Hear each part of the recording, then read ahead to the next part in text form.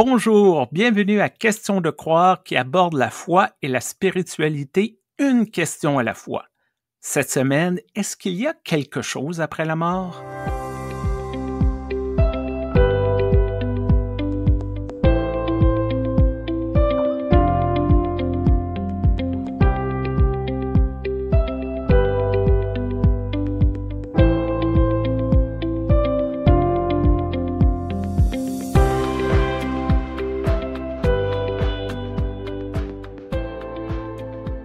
Bonjour Stéphane. Bonjour Joanne, bonjour à toutes les personnes qui sont à l'écoute. Moi, je viens d'un courant religieux ou une tradition confessionnelle, une dénomination, enfin voilà, tous les mots peuvent être utilisés, dans laquelle on ne parle pas beaucoup de ça. On ne parle pas beaucoup de ce qu'il y a dans l'après. A priori, ça va être quelque chose de plutôt bien, plutôt sympa, et surtout, il y aura beaucoup de paix, ça c'est sûr, ce sera un royaume de paix, voilà. Puis moi, j'en étais restée un peu à ça, un moment, quelque part, on ne sait pas où, comment ou quoi, mais hyper paisible. Puis un jour, en parlant avec une amie à moi, qui est théologienne aussi, qui est religieuse, et qui a un arrière-fond évangélique, elle me dit qu'elle comprend pas du tout les veufs et les veuves qui se remarient. Vraiment qu'elle comprend pas, qu'elle trouve que ça fait pas sens d'un point de vue biblique. J'essaye de comprendre un peu parce que bon, j'ai l'impression que les réformateurs, ils se sont mariés avec des veuves, et puis bon, voilà. Je suis un peu perdue. Elle me dit, mais tu comprends dans la Bible, eh bien finalement, comment feront les veufs et les veuves qui se sont remariés, puisque d'après la Bible, on va tous être réunis, en fait, dans le royaume, dans le paradis, dans l'au-delà, et que finalement, les couples vont se reformer. Mais si tu t'es remarié quand t'es veuf ou veuve, ça n'a pas l'air OK, quoi, par rapport à la Bible. Moi, j'avais jamais pensé à ce genre de contingence. Et c'est là que j'ai découvert aussi qu'il y a plein de gens qui se posaient des questions. C'est malheureux, c'est vrai, mais tu perds un doigt. Est-ce que, après la résurrection des morts, eh ben, tu retrouveras ce doigt ou pas? Alors, il y a plein de théories, non? On aura un corps parfait, on sera dans un état, en quelque sorte, de perfection et de béatitude. Et donc, du coup, est-ce que les relations amoureuses font partie d'un état de béatitude et de perfection? Oh là, tu peux pas savoir, j'avais jamais entendu parler de ça et d'un coup, j'avais tellement d'idées dans ma tête. C'est vrai que c'est une des grandes questions de l'humanité. En tant que chrétiens, on nous a enseigné qu'il y a quelque chose d'autre. On attend la grande résurrection, le jugement dernier, certains diront, mais c'est un mystère. Lorsqu'on parle de mystère religieux, on arrive souvent à un niveau qu'on ne peut pas comprendre avec notre cerveau. Ça va au-delà de notre capacité d'imaginer quelque chose. Qu'est-ce que sera cette vie après la mort? On ne sait pas. Il n'y a personne qui est revenu. Bon, on peut dire Jésus, mais...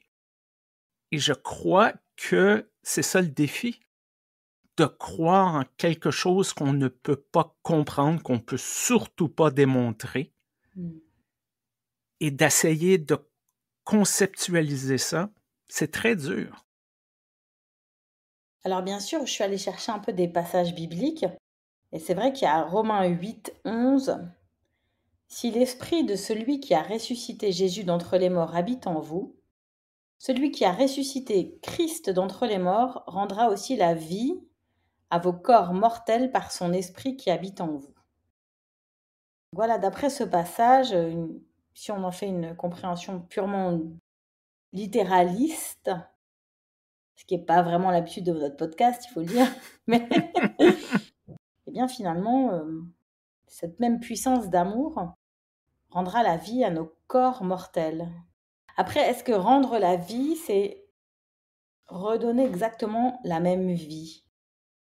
Est-ce que rendre la vie, c'est nous faire la même chose après la résurrection que ce qu'on a fait avant, lors de notre existence terrestre?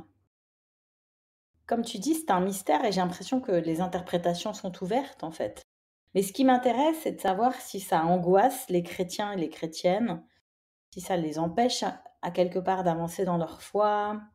Si ça crée de l'angoisse, il faut qu'on puisse y répondre. Souvent, j'ai entendu des personnes dire que la religion, c'est un peu comme une béquille pour endurer notre monde parce que on nous promet quelque chose de beau, qui a un sens et qu'on va être récompensé au-delà de notre vie terrestre. Mais en même temps, moi je dis, ça peut être épeurant parce que on n'a pas de définition de ce que sera cette vie éternelle, cette vie au-delà de la vie. Et du coup, si ce n'est pas plaisant, on peut être triste pendant longtemps. D'un coup que je préfère plus ma vie terrestre que de ma vie au-delà de la mort. Ça peut être complètement angoissant.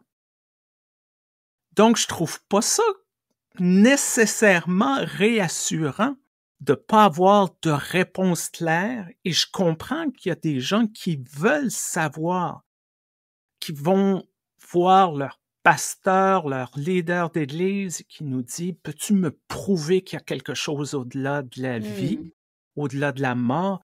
Peux-tu me garantir qu'est-ce que c'est? » Et si on est moindrement honnête, on peut pas dire « Oui, je peux te garantir qu'il y a quelque chose. Je ne peux pas dire que c'est ci ou que c'est ça. » Je dois reconnaître que j'ai souvent de la réticence lorsqu'on me parle de démarches consistant à aller voir des personnes qui déclarent avoir cette capacité, ce don de dialoguer avec le monde immatériel, avec celles et ceux qui ne sont plus là, si ce n'est dans nos souvenirs, nos pensées, ouais, les traces qu'ils ont laissées sur Terre. Et puis pourtant, je me dis, bah voilà, quand on perd quelqu'un, peut-être brusquement, hein, qu'on a beaucoup aimé, mais avec qui on aurait encore beaucoup de choses à partager. Et puis parfois aussi, il y a des interrogations sur comment la personne est morte en fait, hein, est partie, a disparu. Eh bien, il se trouve qu'il y a des personnes qui disent avoir cette possibilité d'entrer en contact avec il, avec elle. Et je rentre dans une forme d'empathie, de compassion, de compréhension. Et je me dis que pastoralement, c'est tout ce qui nous est demandé en fait, en quelque sorte. C'est d'acter le fait que c'est très dur, la mort, le deuil, la séparation. Et qu'il y a des moments où en plus ça se passe trop vite. Ce besoin de béquille, ce besoin de béquille toujours autour de la mort. Hein. J'ai grandi dans la tradition catholique romaine qui accorde une place importante dans l'intercession des saints. Parfois, je me demande justement quelle est la différence entre ça et quelqu'un qui fait du spiritisme. Je crois que les gens ont besoin de signes pour s'accrocher parfois. Tu parles de deuil. Ça me fait penser, après la mort de mon père, ma mère a invité pour le repas certains de ses frères à mon père, des sœurs de mon père. Et après qu'ils sont quittés, ma mère m'a raconté qu'il y a eu comme une fluctuation au niveau de l'électricité. Les lumières sont éteintes et allumées très rapidement. Et il y a vu dans ça un signe que mon père était heureux de ça. Après quoi, en tant que bon théologien formé, je suis allé voir ma mère, dit non, non, non, non, non, c'est pas comme ça que ça fonctionne, c'est n'importe quoi, c'est pas une bonne foi. C'est un signe, elle, qu'elle a perçu, qui l'a aidé dans son processus de deuil. Et étant donné que justement on ne le sait pas, peut-être que c'est elle qui a raison et que c'est nous qui a tort. Donc je pense qu'il y a une certaine forme d'humilité là-dedans, d'accepter que peut-être que nous n'avons pas la bonne réponse. Peut-être que c'est plus complexe qu'on aimerait ou peut-être que c'est plus simple qu'on aimerait. C'est difficile d'avoir justement ces conversations-là avec les gens lorsqu'on veut prouver ou rejeter quelque chose.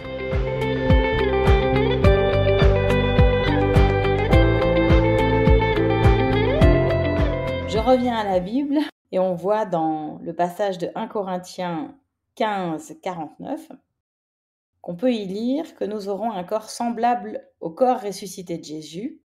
Et finalement, Jésus, après sa résurrection, leur a dit de le toucher et de le regarder manger. Et là, on voit que ce n'était pas simplement un esprit.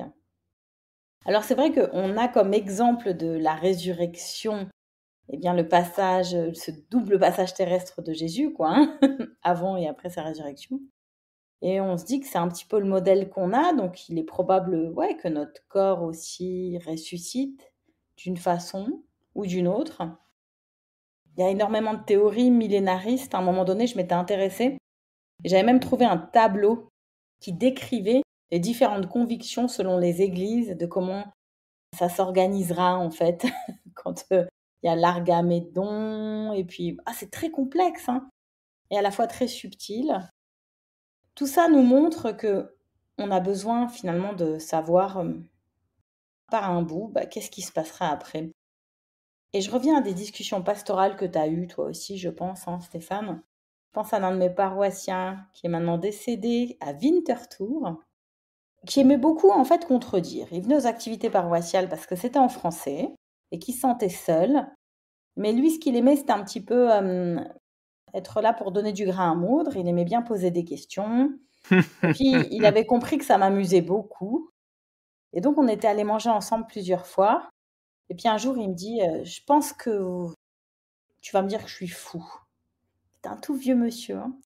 Je dis « Oh, là, il va en falloir beaucoup quand même pour que je te dise que t'es fou. » Il me dit « Tu sais, depuis que ma femme est morte, moi, je considère qu'elle est toujours là. Elle est avec moi quand je me lève, elle est avec moi quand je me couche. Mes journées sont un peu longues, j'ai souvent pas grand-chose à faire. Mes enfants habitent loin. Ils avaient 2 maisons, une en France et une en Finlande. Ils ne pouvaient plus y aller pour des raisons de mobilité.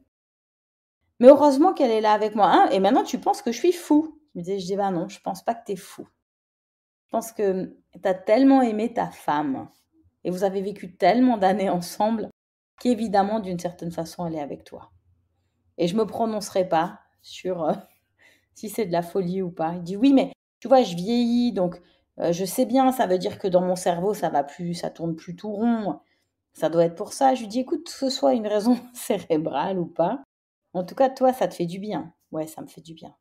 Voilà, alors écoute, pour moi, c'est tout ce qui m'importe en fait. C'est que ça te fasse du bien et ça te donne pas de faux espoirs. Tu sais qu'elle va pas se rematérialiser à côté de toi maintenant. Non, il dit, je vais plutôt mourir et peut-être la rejoindre si jamais ça existe. Et puis on rigolait, tu vois. Et avec cette notion de rejoindre quelqu'un si jamais ça existe, je me rappelle de la toute première visite pastorale que j'ai faite en stage.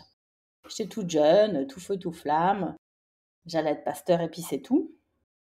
Et puis ma maîtresse de stage m'amène et puis c'était triste. Alors je donne un avertissement à cet endroit-là. Je vais parler de deuil d'enfant. C'était triste parce que c'était une maman qui avait perdu un bébé à la naissance. Donc terrible. La pasteur m'emmène avec. On est dans un environnement familial. Il y a des jouets partout. Il y a 1 ou 2 petits, je ne me rappelle plus. Et puis, l'entretien n'a pas beaucoup de teneur, en fait. Comment ça va ? Ça va pas très bien. Et alors, les enfants vont à l'école, oui. Et puis, vous travaillez pour un bout, un peu. Mon mari aussi. On se dit rien de spécial, franchement. Peut-être qu'on fait une petite prière, mais c'était pas non plus rien de transcendant. Et puis, la pasteur, assez vite, elle dit, moi, je vais y aller. Je vais repartir. J'ai un peu de route. Ah, d'accord, qu'elle fait la maman. De toute façon, elle a été débordée. Et là, elle se lève, elle prend son manteau. Et là, le petit qui était là vient la voir et lui dit « Il est où mon petit frère ?» Et là, la visite pouvait enfin commencer en fait.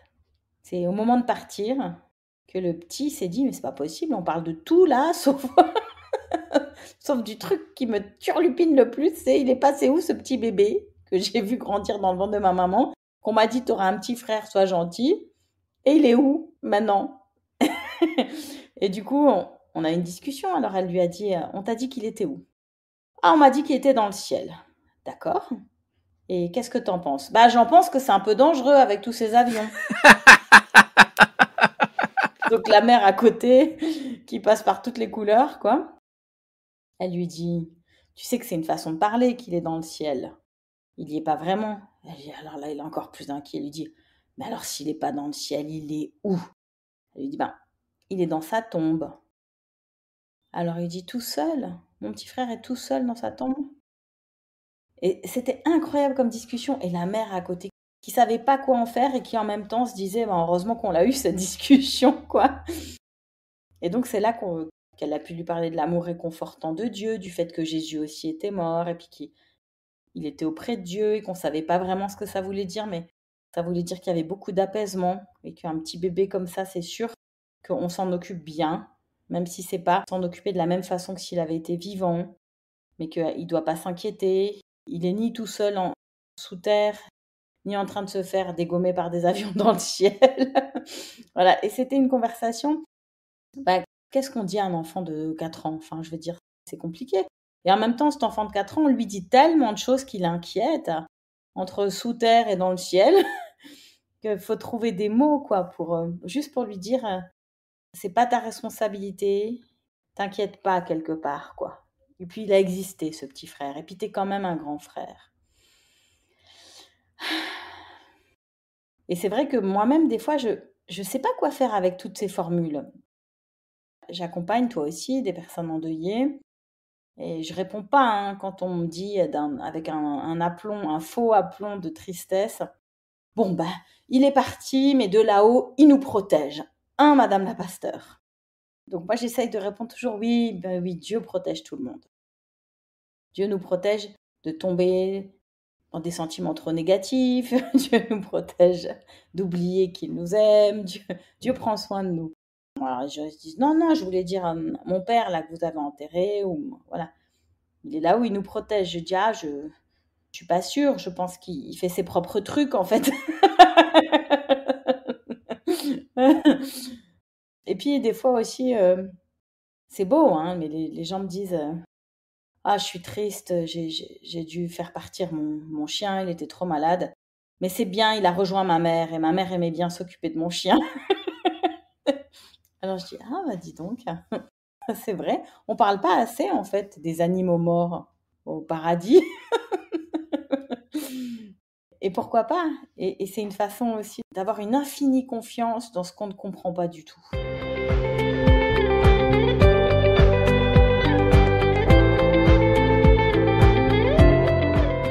Je t'écoute et c'est vrai qu'on s'attend que monsieur, madame la pasteur a toujours les bonnes réponses pour expliquer ces choses-là. Et parfois, on est complètement démuni. Mmh. On ne sait pas quoi dire, on n'a pas de réponse intelligente. Mais je crois que on a un appel d'aider les gens et parfois on a l'appel de dire les choses. J'ai souvent remarqué une espèce de tentative de édulcorer les situations. Sans être cruel, il faut dire les choses. Oui. Je l'ai peut-être déjà raconté. Les premières funérailles que j'ai célébrées en tant que pasteur, à peu près 2-3 mois après mon ordination, c'était quelque chose d'assez terrible, quelqu'un qui s'était suicidé avec une carabine Oh là. devant d'autres personnes. C'était très dur, très souffrant comme expérience pour la famille, pour les proches, pour le jeune pasteur que j'étais. Dieu merci, j'avais lu un livre quelques mois auparavant justement sur ces cas difficiles de funérailles. Et une chose qui m'avait marqué, c'est cet auteur qui avait dit « Parfois, il faut mettre le doigt entre le bois et l'écorce. Il ne faut pas être cruel, mais il ne faut pas faire à semblant, comme dans ce cas-là, que la crise n'a pas eu lieu, que ce n'est pas quelque chose de difficile à accepter. Il ne faut pas tomber dans une espèce de jovialisme. Et c'est ça qui est difficile. Trouver les bons mots, trouver la bonne façon de réconforter sans nécessairement nier ce qui peut se passer. Je me souviens aussi de funérailles d'un pasteur qui était malade et qui a commis l'irréparable. Et c'était présenté comme, bon, il est avec Dieu et tout ça, mais il y a plein de gens qui disaient, mais si un pasteur ne peut pas trouver l'espoir, qu'est-ce qui me reste pour moi? Et cette question-là n'a jamais été abordée. Non.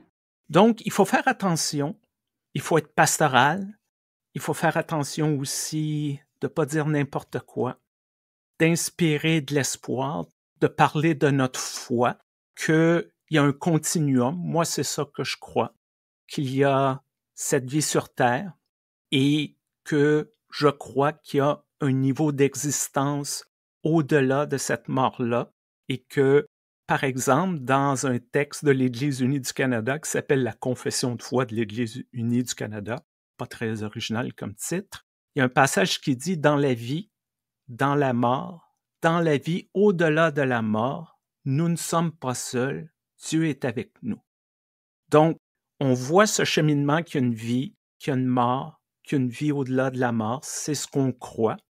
Et peut-être notre espoir, c'est que Dieu est avec nous. Peu importe ce qui se passe, on n'est pas abandonné dans tout ça. Mais encore une fois, on parle de croyance, on parle de foi, on ne parle pas de certitude. C'est vrai que j'ai peine à dire comme ça, de façon claire, nette et concise, la conception qu'on pourrait avoir en théologie luthéro-réformée concernant le paradis.